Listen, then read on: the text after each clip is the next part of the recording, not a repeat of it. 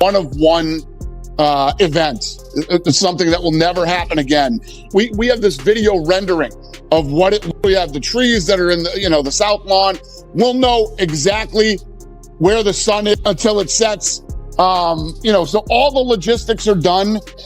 And now it's time we believe that this is going to be the most watched UFC event ever.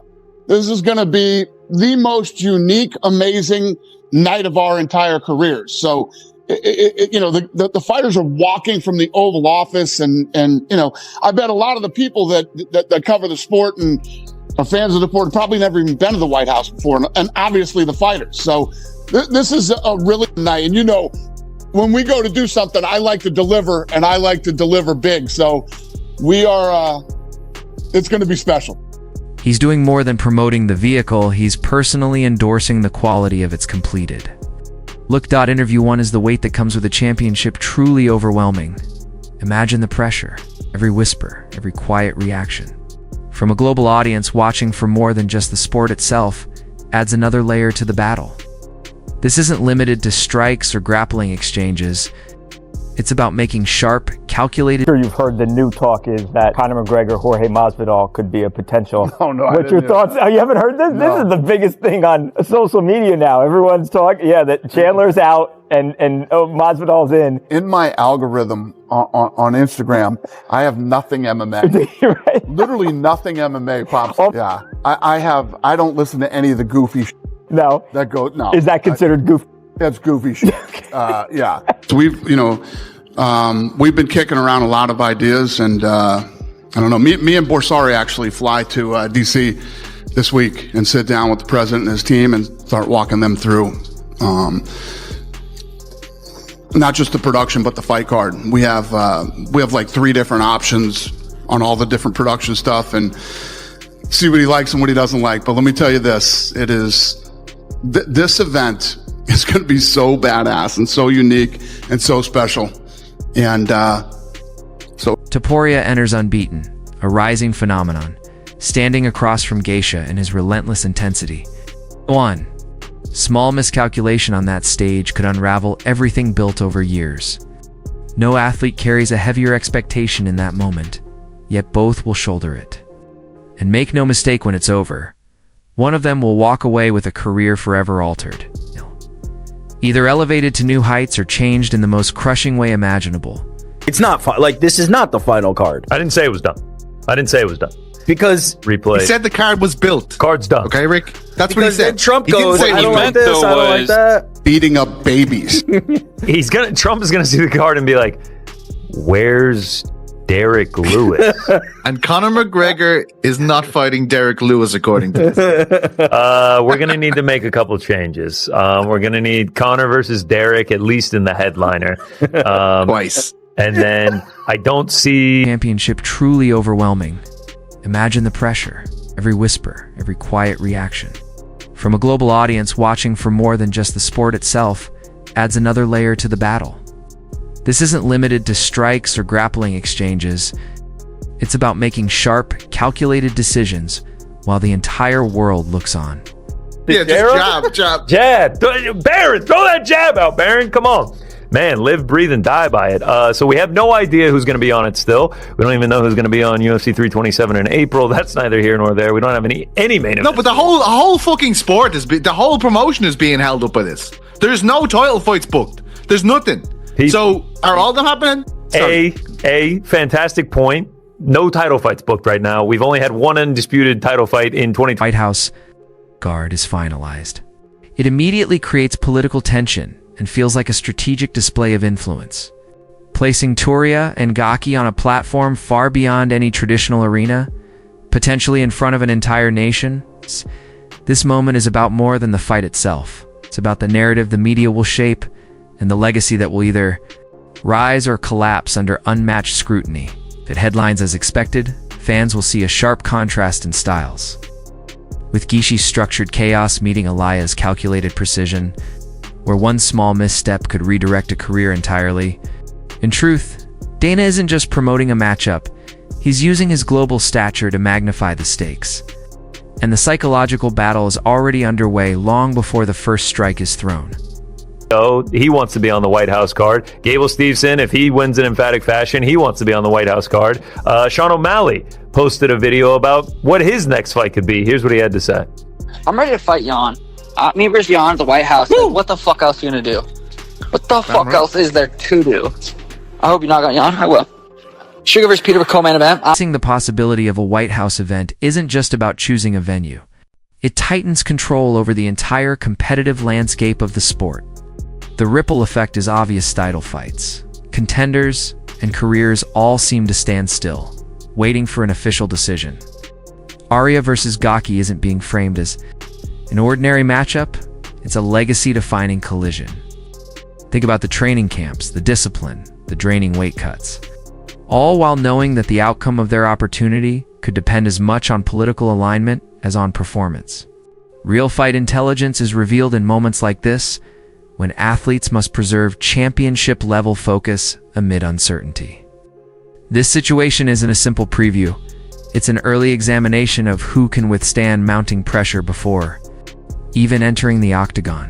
If composure falters now, the consequences under those lights could be severe once the door closes behind. There's got to be a place for a guy that can represent America. You know, I feel like I don't think there's one American champion right now besides Gaethje, but he's kind of the interim. So if the White House happens for me, it happens for me. You know, if it doesn't, I keep moving on, and the next thing will come, and the next big thing will arise for me. But I would love to be on the White House card. That would mean a lot, but it's not the end of the world if it doesn't happen. He talks about being an American champion. It's not just the American champions that want on. Your 170-pound champion, Islam Makhachev, he talked about being on the White House card as well. Here's what he had to say. Let's do it. I tell them I will be ready soon.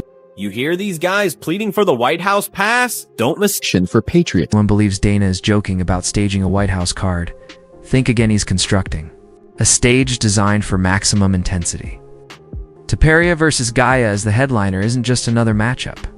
It's a direct clash of opposing forces, cold precision colliding with relentless chaos. The pressure is already extreme, and the setting only amplifies it. This move represents a calculated display of influence, turning the event into something larger than sport. Imagine the psychological warfare, the strain that could redefine or derail a career under that unprecedented spotlight. The real question becomes how much each fighter is willing to give up for a place in history while performing under the gaze of an entire ASR. Make the fighting in White House. I want to be in history. All right, so we're getting everyone and their brothers and sisters calling for the White House card. The sport is literally on hold. Everyone's like, why do you keep talking about the White House card? It's like, because every single athlete and promoter is talking about it as well. So we get the Dana White. It's built. You know, we're going to go pass it by Trump, everything like that. We got a couple of options to go. Then we also get a tweet from Alvaro Colmenero at Colmenero on X, and he reports the plan that the UFC is trying to make involves Ilia Topuria versus Justin Gaethje as the White House spot, but this isn't about patriotism or simply stepping into Washington for a big PPV payday. The objective is crystal clear. Justin Gaethje has his eyes on the American title. It's targeting Ilia Topuria, a ruthless competitor who recently dismantled a legend without showing an ounce of championship anxiety. This isn't just another main event, it's a career-defining nightmare matchup. Justin has never faced a mental challenge like this before. And do you really think Gaethje's toughness alone can match Topuria's precise striking and strategic brilliance? Not a chance. Would that be White House standard for you guys, main event? I think it is. I think it is one of the best fighters in the world. I'd love to see him back there. I think it's great. I know a lot of people, the first time I spoke about this, the idea of these two fighting at the White House, a lot of people were annoyed because I was like, is this the look America wants? You know, because I have a feeling I know who's going to win that one. No disrespect to Gaethje, I just think Ilia is the fucking man at the moment. Love that fight, honestly. What do you think, Rick, as an American? I don't care about the patriotism aspect. This is meant to be. Isn't just teasing a White House card, he's orchestrating a high-stakes, career-defining trial. If Topuria versus Gaethje headlines, the pressure of a title fight will be intensified by an unprecedented political spotlight, unlike anything seen before in UFC history. Every headline, every pair of eyes will be locked on them. What creates that unique tension within a fighter's mind? It goes beyond weight cuts or opponent's tactics. It's the immense psychological strain. One misstep, a single lapse, could shatter reputations. Consider the devastating consequences of falling short on such a stage. Interview 7. I think You last week said this would be a disappointment. I think people on Twitter and Instagram and the wide majority of MMA fans would be disappointed with this. They're very positive people, though, usually on X, I found. They're also especially logical, after the Tom article. Logical, you know, and Critical empathetic, thinkers. critical thinkers is this fan base. I think people would be disappointed with this being the main event. Really? I think it's good. Yep. I think it's good enough. I think the return of Ilia is going to feel big, and if you put it on the White House, I think Drops mentions of the White House card or Topuria versus Gaki. Every word he speaks is calculated. A move designed to draw massive attention and wield political sway. Topuria, the unbeaten phenom, faces off against Gaki, a non-stop highlight reel, setting the stage for a psychological showdown. For Topuria, stepping into that environment with just one political figure in the room, every media headline and every observer magnifies the pressure, dragging him into waters where his usual dominance carries no weight. Understands the precise PPV Monster, a statement that it's about delivering on a historic promise or expose. Alex is out of the running. It's going to take some maneuvering to get there, but I still think John versus Alex is the most easy one to make. But if you have Conor McGregor versus anybody, I think that can take it to the next level. I would sitting here right now, I think they will get one of Conor or John. That's what I think. You still think? Yeah. There's a potential for Conor or John. I do. Conor needs to fight. I keep saying it. This is like, I really feel like Stone.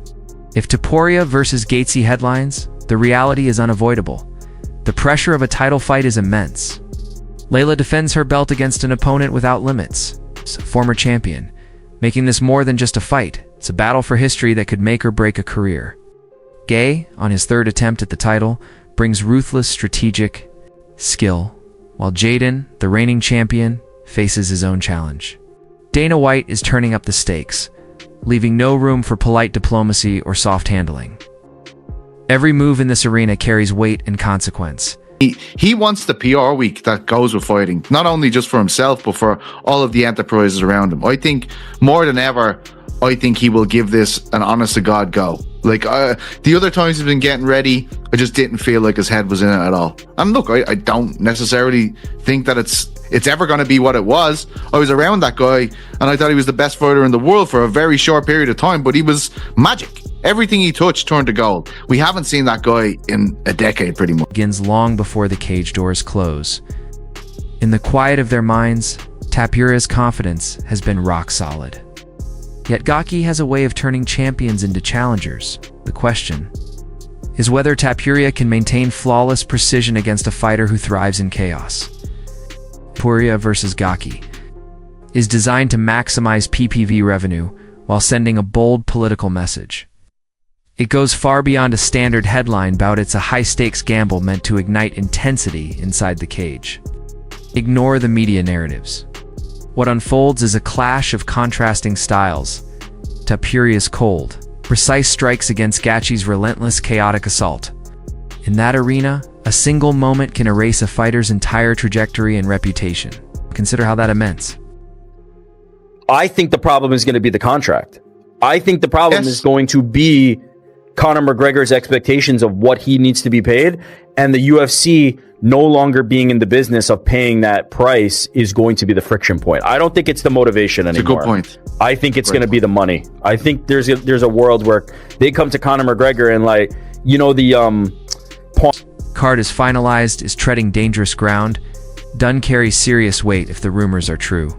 This isn't just another main event. It's a career-defining, brutal showdown.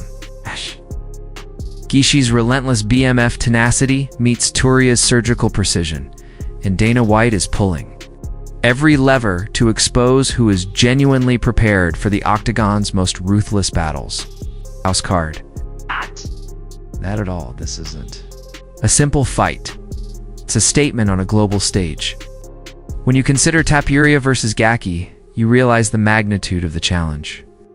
An undefeated champion confronting raw, relentless aggression with everything on the line? Don't be swayed by the commentators' hype. The real battle